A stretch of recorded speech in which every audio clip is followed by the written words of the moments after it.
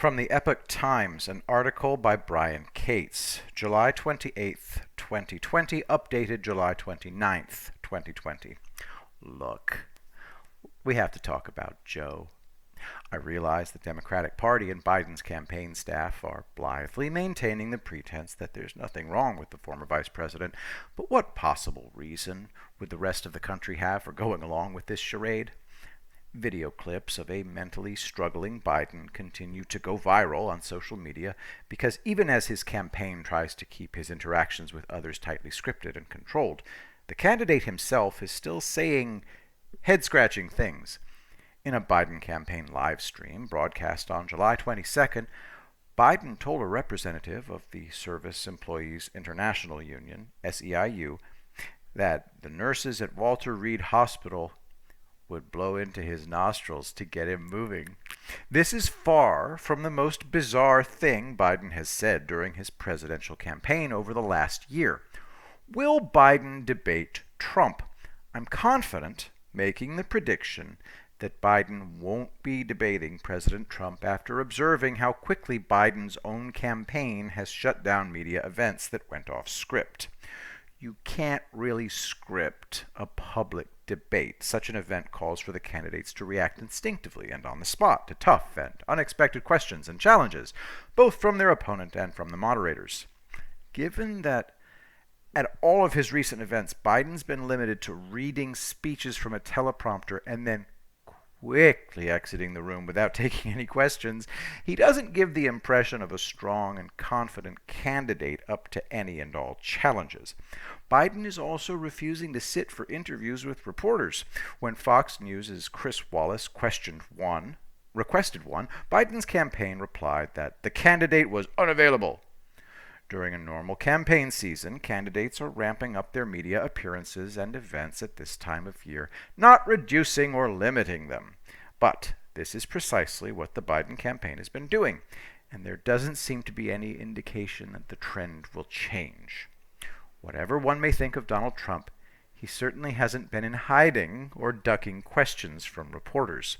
Trump has frequently made himself available for questions at almost every public appearance in recent months.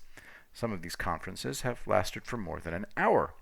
Trump sat for a 40-minute interview with Wallace on July 19th and answered every question thrown at him.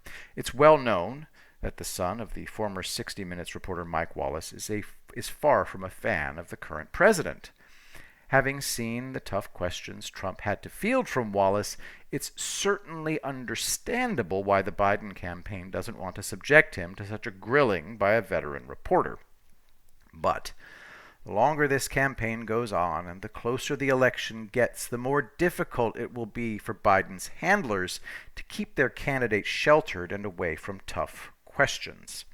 If Biden is going to avoid unfriendly reporters while he's running for the job of President of the United States, what does that say about his fitness to hold the office should he win the election? U.S. citizens need confidence in the chief executive that the person can handle any crisis that arises. While a president can duck reporters with pesky questions, he or she can't duck Kim Jong-un, Xi Jinping, Vladimir Putin, or the mullahs of Iran. A return to normalcy. Joe Biden has been a Washington insider for 48 years. Ever since he won the race for Delaware's Senate seat in 1972. Let that sink in for a minute.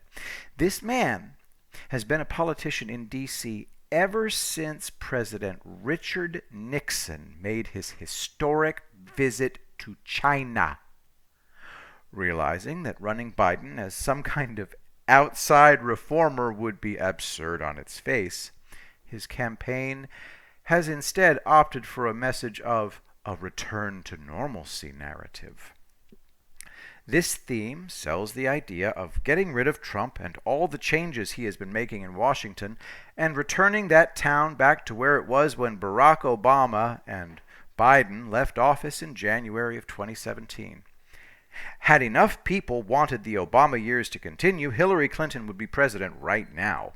I don't think this is a very convincing campaign message. Vote for me and I'll turn back the clock and make everything in Washington the way it was when Obama and I left office 4 years ago. Trusting the polls?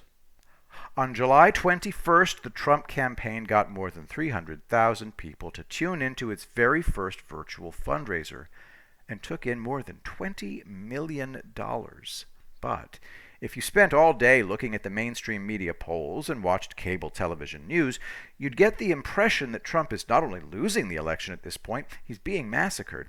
Some polls have Biden up on the president by as much as 15 points.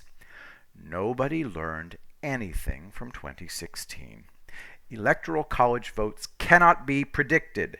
Many media outlets also ignore the clearest sign of where the voter enthusiasm lies this election season. Trump not only garnered as many votes or more votes than Biden did in many of the state primary races, he set primary voting records running unopposed. People who put their faith in national news media polls are once again going to be shocked by the actual election results.